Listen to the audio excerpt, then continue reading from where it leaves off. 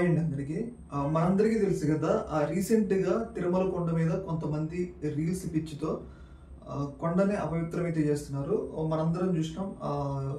గతంలో దువ్వాడ శ్రీనివాస్ అలాగే దివ్యల మాధురి కొన్ని రోజుల క్రితం కొండ మీద పులి ఉందని చెప్పేసి ప్రాంక్ చేసి ఒక ప్రియాంక జైన్ అని చెప్పేసి ఒక సీరియల్ యాక్టర్ అయితే ఇప్పుడు అలాంటి సంఘటన మరొకటైతే జరిగింది.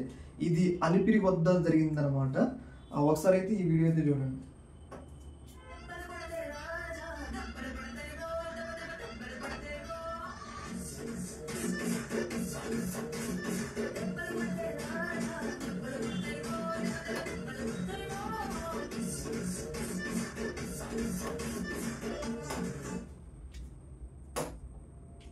చూసారు కదా, ఈ పిల్ల రీసెంట్గా రిలీజ్ అయిన పుష్ప మూవీలో కిసిక్ సాంగ్ రిలీజ్ అయింది కదా, ఆ సాంగ్ అయితే రిలీజ్ అయితే చేయడం జరిగింది. అది ఎక్కడ చేసిందంటే వెనక 7 కొండల వాడు మనం ఎంత పవిత్రంగా భావిస్తాం కదా, ఆ కొండల కింద అలిపిరి వద్ద చేయడం జరిగింది. అంటే ఆ పిల్ల తెలియకి చేయింది, అది పెద్ద తప్పు కూడా కాదు నా దృష్టిలో. కాకపోతే భక్తుల నుంచి శ్రీవారి భక్తుల నుంచి తీవ్రస్థాయిలో వ్యతిరేకత రావడం అయితే జరిగింది.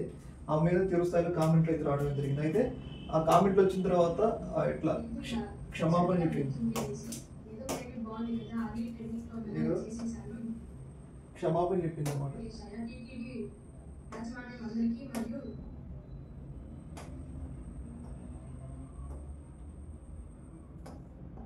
చైర్మన్ గారికి నా నమస్కారం.